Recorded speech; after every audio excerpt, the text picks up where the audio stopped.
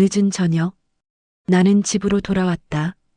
거실 불은 켜져 있었고 아들은 소파에 앉아 게임을 하고 있었다. 아빠 왔어. 나는 웃으며 인사를 건넸다.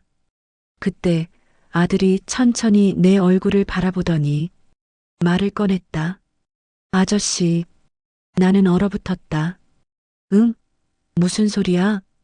그는 게임 화면에서 눈도 떼지 않고 아저씨, 나 저녁 뭐 먹어요? 그 목소리, 그 표정. 정확히 나를 아버지라고 생각하지 않는 느낌이었다. 나는 주방으로 향했다. 식탁에 앉아 차분히 물었다. 왜 갑자기 아저씨라고 부르니? 그는 슈러그드 어깨를 으쓱했다. 그냥 아저씨 같아서요. 말이 끝나자 나는 심장이 서늘해졌다. 그날 밤 아들은 내 옆에서 잠들었지만 나는 한숨을 쉬며 잠을 이루지 못했다. 아저씨? 3년 전 내가 떠나 있던 시간. 그때 누가 돌봤던가. 다음 날 아침 나는 아들의 사진첩을 들여다봤다. 그때 발견한 한 장. 내가 아들을 처음 본 날 찍힌 사진. 내 옆에 다른 남자가 서 있었다. 사진 속 아들은 나를 바라보지 않고 그 남자를 바라보고 웃고 있었다. 나는 소름이 돋았다. 아들은 나를 아저씨라고 부른 이유를 본능적으로 알고 있었다. 3년 동안 내가 없던 시간 누가 내 아들과 함께 했는지. 그날 이후 나는 아들을 대할 때마다 그 한 단어가 맴돌았다. 아저씨. 이 한 단어가 우리의 관계를 송두리째 흔들고 있었다. 그날 밤 나는 아들의 방을 조용히 들여다봤다. 책상 위에는 작은 메모가 있었다. 아저씨, 나 오늘도 아저씨랑 놀래? 심장이 얼어붙었다. 메모를 손에 쥐며 나는 조심스레 물었다. 아, 아저씨? 이게 무슨 뜻이야? 아들은 눈을 크게 뜨고 아저씨가 우리 집에 돌아오기 전까지 난 항상 그 사람이랑 있었어요. 그 사람? 나는 숨이 막혔다. 다음 날 나는 아내에게 조심스레 물었다. 3년 동안 내 아들과 함께 있던 사람은 누구야? 아내는 잠시 말을 멈췄다. 그리고 천천히 입을 열었다. 그분은 내 오랜 친구야. 내가 부탁했어. 널 대신해서 아들을 돌봐달라고. 나는 머리가 어지러웠다. 내 자식한테 내가 아닌 다른 남자를 아버지처럼 느끼게 만들었다고? 아내는 눈물을 글썽이며 말했다. 그때 넌 너무 바빴잖아. 출장을 떠나고 일이 많고 아들을 혼자 두고 싶지 않았어. 하지만 아들의 눈에는 그 남자가 아버지였다. 나는 깨달았다. 아들이 나를 아저씨라고 부른 건 단순한 장난이 아니었다. 그건 아들의 기억 속에서 자리 잡은 진짜 부모 이미지였다. 그날 밤 아들은 내 옆에 누웠다. 하지만 나는 그의 얼굴을 바라보며 속으로 중얼거렸다. 내가 그의 아버지가 되어줄 수 있을까? 그 한 단어 아저씨가 우리 관계의 벽을 상징했다. 그리고 나는 결심했다. 3년 동안 떨어져 있었던 시간의 공백을 다시 채워주기로. 다음 날 아침 나는 아들을 데리고 공원으로 나갔다. 아저씨랑 나가볼래? 그가 웃으며 말했다. 나는 마음속에서 깊게 숨을 쉬었다. 오늘부터 달라져야 해. 그날 우리는 연못가에 앉아 오리를 바라봤다. 저 오리들 어디로 가는 걸까? 아들이 물었다. 나는 잠시 생각하다가 답했다. 자기가 가야 할 길을 찾아가는 거겠지. 아들은 고개를 끄덕이며 아저씨도 길 찾고 있어요? 라고 말했다. 나는 웃었다. 응, 아저씨도 오늘부터 아버지로 길을 찾아야지. 며칠 후 나는 아들과 함께 요리를 시작했다. 처음에는 서툴렀지만 아들의 작은 손을 잡고 계란을 깨고 반죽을 섞었다. 그가 웃으며 말했다. 아저씨, 생각보다 잘해요. 나는 손을 살짝 잡으며 대답했다. 아저씨, 오늘부터 아버지라고 불러도 돼. 아들은 잠시 망설이다 조용히 말했다. 응. 집에 돌아온 후 아내가 미소 지으며 말했다. 좋아. 오늘 처음으로 진짜 가족 같네. 나는 아내를 바라보며 속으로 다짐했다. 다시는 놓치지 않겠다. 아들의 기억 속에서 나는 이제 아저씨가 아니라 아버지다. 시간은 천천히 흘렀지만 작은 순간마다 우리는 서로를 알아갔다. 밤, 아들은 내 옆에 누워 잠들며 조용히 말했다. 아빠, 그 한 단어가 3년간의 공백을 채우는 소리였다. 그러나 마음 한켠에서 나는 느꼈다. 이 평화가 오래가지 않을 수도 있다는 불안감. 3년 전의 그림자. 정말 끝난 걸까? 그 질문은 아직 내 마음 깊은 곳에 남아 있었다. 며칠 후 나는 아내와 단둘이 집 거실에 앉았다. 그 남자 여전히 연락해? 나는 조심스럽게 물었다. 아내가 잠시 침묵하더니 천천히 입을 열었다. 가끔. 하지만 위험하지 않아. 단지 확인할 뿐이야. 나는 숨을 삼켰다. 확인? 뭘 확인한다고? 아내는 눈을 내려다보며 말했다. 3년 전 내가 부탁한 사람. 사실 그가 단순한 친구가 아니었어. 심장이 쿵 내려앉았다. 뭐라고? 그 사람 내 과거와 관련이 있어. 내 가족 문제, 회사 내부 사건, 그리고 당신과 아들까지. 나는 그를 믿고 도움을 요청했어.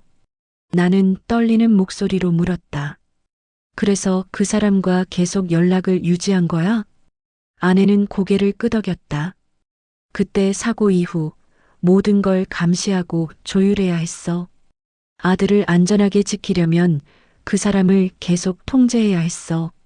나는 과거의 그림자가 집안에 다시 드리운 것을 느꼈다. 그럼 그 사람이 아직 우리를 위협할 수도 있다는 거야? 아내는 잠시 눈을 감았다.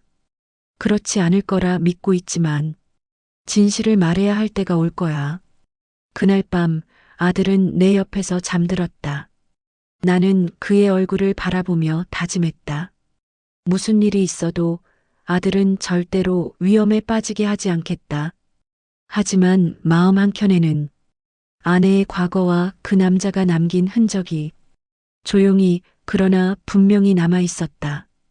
다음 날 휴대폰에 알림이 떴다. 3년 전 사고 관련 메시지, 미등록 번호, 내용, 기다리고 있었다. 이제 다음 단계다. 나는 아내를 바라봤다. 그녀 역시 긴장한 눈빛으로 나를 응시했다. 그 순간 깨달았다. 우리 가족의 평화는 잠깐일 뿐, 과거는 아직 끝나지 않았다. 늦은 밤 집 앞 초인종이 울렸다. 나는 심장이 멎는 듯한 기분으로 문을 열었다. 문 밖에는 낯선 남자가 서 있었다. 검은 외투, 깊게 눌러쓴 모자. 얼굴은 가려져 있었지만 눈빛만은 날카로웠다. 혹시 당신이 주인공 이름 씨 맞나요? 그 남자가 낮게 물었다. 나는 고개를 끄덕였다. 맞는데 누구세요? 그는 잠시 주위를 살핀 뒤 서류 봉투를 내밀었다. 이걸 아내분에게 전달하세요. 그리고 3년 전 사건과 관련된 움직임이 감지됐습니다. 아내는 봉투를 받아 열었다. 속에는 몇 장의 사진과 문서가 있었다. 3년 전 사고 현장 인근 CCTV, 사고 직전 우리 집 근처에서 관찰된 차량 기록, 그리고 아내가 과거에 연락하던 남자의 최근 이동 내역. 아내는 눈을 크게 떴다. 이건 아직 끝나지 않았다는 신호예요. 나는 아들에게 달려가 그를 안았다. 아무 일 없을 거야. 아저씨가 지킬게. 하지만 마음 한켠에는 깊은 불안이 자리 잡았다. 그때 남자가 다시 입을 열었다. 조심하세요. 3년 전 사건의 배후가 움직이기 시작했습니다. 다음 목표는 가족입니다. 나는 아내와 눈을 마주쳤다. 그녀 역시 굳은 얼굴로 고개를 끄덕였다. 집안은 조용했지만 우리 모두 알고 있었다.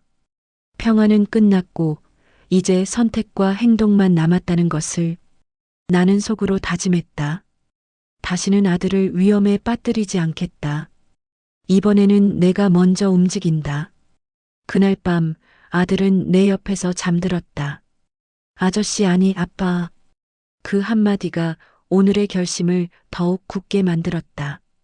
새벽 3시 나는 아내와 함께 조용히 집을 나섰다. 손에는 노트북과 USB 휴대폰. 오늘 밤이 결정적이야. 나는 속으로 다짐했다. 도시 외곽의 창고. 우리가 추적한 배후 조직의 회합 장소였다. 아내가 낮게 말했다. 조심해. 그들은 준비가 되어 있어. 나는 숨을 고르고 고개를 끄덕였다. 조직원들이 나타났다. 검은 슈트, 얼굴 가림. 그리고 지도와 서류를 펼친 채 회의 중이었다. 나는 휴대폰으로 내부 영상을 촬영하고 USB에 자료를 백업했다. 아내가 소리 없이 속삭였다. 빨리 놓치면 안 돼. 그 순간 한 조직원이 우리를 발견했다. 누구야? 총성이 울렸다. 우리는 구석으로 몸을 숨기고 빠르게 자료를 챙겼다. 형이 무전기를 들었다. 지금 경찰에 알리면 늦어. 직접 움직여야 해. 나는 심장이 터질 듯 뛰었다. 알았다. 끝까지 가자. 우리는 창고 안을 지나 후문으로 빠져나갔다. 뒤에서 쫓아오는 발걸음 소리, 금속성이 부딪히는 소리. 거의 다 왔어. 조금만 더. 아내가 속삭였다. 밖으로 나오자 차에 탑승했다. 나는 USB를 단단히 잡았다. 오늘 밤 모든 게 끝난다. 아내가 눈을 맞추며 말했다. 함께라면 할 수 있어. 휴대폰이 진동했다. 미등록 번호, 메시지, 증거 확보는 시작에 불과하다. 다음은 당신 가족. 나는 손을 꽉 쥐었다. 아내와 나는 서로를 바라봤다. 이번에는 물러설 수 없었다. 추격전이 끝난 뒤 우리는 한적한 모텔방에 숨어 있었다. 숨을 고르며 나는 USB를 확인하고 있었다. 아내가 내 옆으로 다가왔다. 이제 말해야 할 것 같아요. 나는 고개를 들어 그녀를 바라봤다. 무슨 일인데? 아내의 눈빛은 흔들렸지만 단호했다. 3년 전 내가 부탁했던 그 남자. 사실 단순한 친구가 아니었어요. 심장이 얼어붙었다. 무슨 말이야? 그는 내 전 남자였어요. 나는 순간 말을 잃었다. 전 남자? 맞아요. 그리고 그때 사고가 일어난 이후 아들은 내가 맡긴 그 사람 손에 있었어요. 나는 떨리는 목소리로 물었다. 그럼 내 아들이 위험에 있었던 거야? 아내가 고개를 끄덕였다. 그 사람은 당신을 시험했어요. 나와 아들을 동시에 통제하려 했고 결국 사고까지 이어졌죠. 그녀는 숨을 고르며 이어 말했다. 3년 동안 내가 숨긴 건 당신과 아들을 지키기 위해서였어요. 하지만 동시에 내 과거와 그 남자의 관계를 숨겨야 했죠. 나는 침묵 속에서 천천히 숨을 쉬었다. 이 충격적인 고백에도 나는 그녀를 이해하려 했다. 아내가 손을 잡았다. 모든 걸 이제 끝내야 해요. 우리 가족, 다시 시작할 기회를 얻으려면 나는 고개를 끄덕이며 결심했다. 끝까지 함께하자. 그 순간 휴대폰 진동, 발신자 미등록 번호, 내용, 과거는 끝나지 않았다. 진짜 시험은 이제부터다. 나는 아내를 바라봤다. 그녀도 내 눈을 똑바로 바라봤다. 준비됐어? 응, 함께라면. 아들은 여전히 집에서 안전하게 잠들어 있었다. 하지만 이제 우리는 3년 전 사건의 모든 그림자와 마주해야 했다. 새벽 외곽 창고. 나는 아내와 함께 조용히 도착했다. USB, 블랙박스, 서류. 모든 증거를 손에 쥐고 있었다. 문이 열리고 검은 슈트와 선글라스, 냉정한 눈빛의 남자가 나타났다. 배후 조직의 핵심 인물이었다. 드디어 오셨군요. 그의 목소리는 얼음처럼 차가웠다. 나는 떨리는 손으로 USB를 단단히 잡았다. 오늘로 끝낼 거야. 당신의 계획과 증거 모두. 그는 미소 지었다. 말은 쉽죠. 하지만 준비가 되어 있습니까? 조직원들이 우리를 에워쌌다. 총성과 발걸음 소리가 창고 안을 울렸다. 아내가 낮게 속삭였다. 오늘 끝내야 해. 우리가 해야 해. 나는 심호흡을 했다. 함께라면 할 수 있어. 우리는 USB를 노트북에 연결하고 블랙박스와 금융 기록을 공개했다. 몇 초 후 휴대폰과 뉴스 속보가 동시다발적으로 울렸다. 3년 전 사고 관련 배후 조직 전면 공개. 금융 범죄 및 협박 증거 폭로. 핵심 인물 체포 임박. 핵심 인물의 얼굴이 굳어졌다. 이럴 수가 증거가 이미 공개되다니. 아내가 손을 잡았다. 이제 진실만 남았어. 나는 아들의 얼굴을 떠올렸다. 3년 전 내가 없던 시간 그가 나를 아저씨라고 부른 이유. 지금 나는 아버지로서의 자리와 책임을 되찾았다.